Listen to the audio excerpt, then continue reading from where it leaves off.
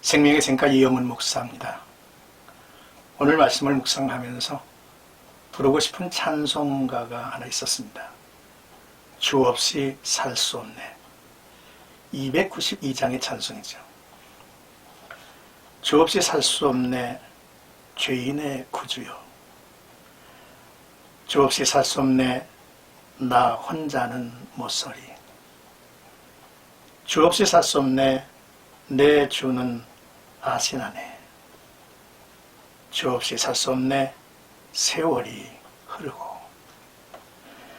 내 소망 나의 위로 내 영광 되시는 주님을 부르면서 이 찬송의 내용은 우리의 심금을 울리죠. 영국의 한 수도원 원장의 딸로 병약한 몸으로 태어난 하버갈이라고 하는 여인이 있죠. 그가 지은 찬송입니다. 그는 일평생 하나님만을 의지하며 하나님과 함께 생을 살면서 많은 시와 찬미와 신령한 노래를 우리에게 남겨주었습니다. 주 없이 살 수 없네. 이런 고백이 우리 그리스도인들에게는 있죠. 생명의 생가에서는 호세아서를 묵상하고 있습니다. 오늘은 11번째 시간으로 이스라엘과 유다의 범죄라는 제목입니다. 하나님의 백성, 하나님의 나라가 외세에 의존하는 죄의 결과가 심각합니다. 이는 그 근저에 하나님을 저버리고 스스로 세우겠다는 불신앙이 그 바탕에 깔려있기 때문이죠.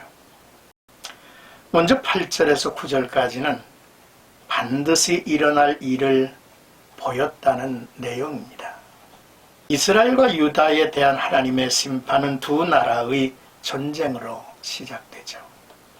이스라엘과 시리아가 연합하여 유다를 쳤던 전쟁입니다. 유다는 아수르의 도움을 요청하고 이스라엘은 아수르의 공격을 받고 물러갑니다. 결국 이스라엘과 시리아는 아수르에 의해 멸망할 것을 예언하신 말씀입니다. 하나님의 심판이 다가오고 있음을 경고합니다. 기브와 라마, 벳아웬은 이스라엘과 유다 국경에 위치한 것이죠.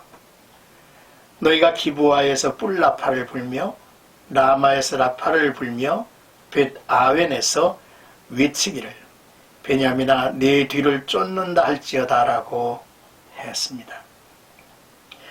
아수르가 베냐민 뒤에서 온다는 것은 북왕국 에브라임을 멸망시킨 대적 바로 아수르가 베냐민에게 남유다에게 침입을 한다는 급박한 경고의 나팔소리죠. 아수르에게 도움을 요청했던 유다에게 아수르는 도리어 유다를 공격해 올 것이라는 말씀이죠. 이 심판의 경고가 여호와의 말씀이기 까닭에 반드시 성취될 것임을 강조합니다. 이제 10절에서 12절까지는 유다와 에브라임의 죄를 지적하시죠.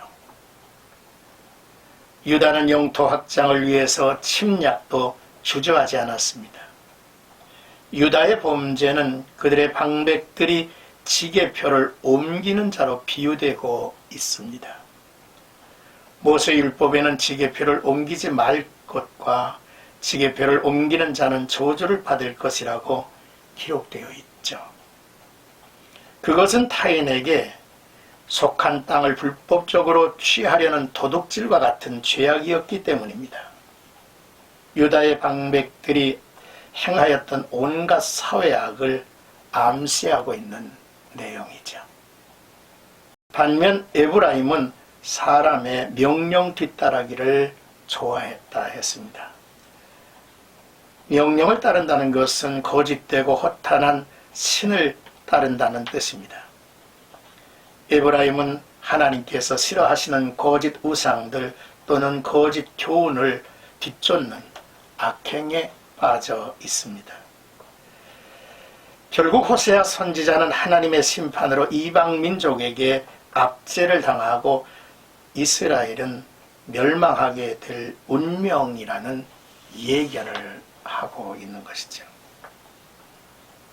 선지자 호세아는 이스라엘이 우상 숭배에 빠졌다 할지라도 유다만큼은 그러지 말아야 할 것이라 기대를 했죠. 그러나 에브라임이나 유다가 죄악의 함정에 동일하게 빠져버린 것입니다. 그러므로 내가 에브라임에게는 종 같으며 유다 족속에게는 썩이는 것 같도다 라고 하셨습니다. 좀과 썩이는 것은 이스라엘과 유다 백성들이 서서히 멸망으로 나아간다는 뜻이죠. 이스라엘과 유다의 내란이나 무정부 상태 같은 정치적인 어려움뿐만이 아니라 종교적, 도덕적으로 악화된 상태임을 상징하고 있습니다. 이제 13절에서 15절까지는 그들이 내 얼굴을 구하기까지라는 내용입니다. 에브라임은 자기의 병을, 유다는 자기의 상처를 깨닫습니다. 참으로 이처럼 견디기 어려운 심판을 피하려고 하나님을 찾지 않고 아수르 야렙 왕에게 가서 도움을 청했습니다. 그러나 도움을 얻지 못했죠. 모든 형벌과 심판은 오직 여호와에게서 비록되기 때문입니다. 하나님이 사자 같으시다는 표현은 사자처럼 공격적이고 과감하게 그의 진노와 심판이 나타날 것이라는 의미죠. 심판의 주체는 하나님이십니다. 특히 원문에 나라는 표현이 6번이나 사용되어 있는데 이방 민족을 통해서라도 심판하시는 분은 여호와, 바로 자신이심을 분명히 드러내고 계십니다. 사자가 먹이를 움켜가는 것처럼 아수르는 사마리아를 정복하고 이스라엘의 왕 호세아를 잡아갑니다. 또한 이후 유다 역시 바벨론의 느부갓네살에게 침략을 당하게 될 것이죠.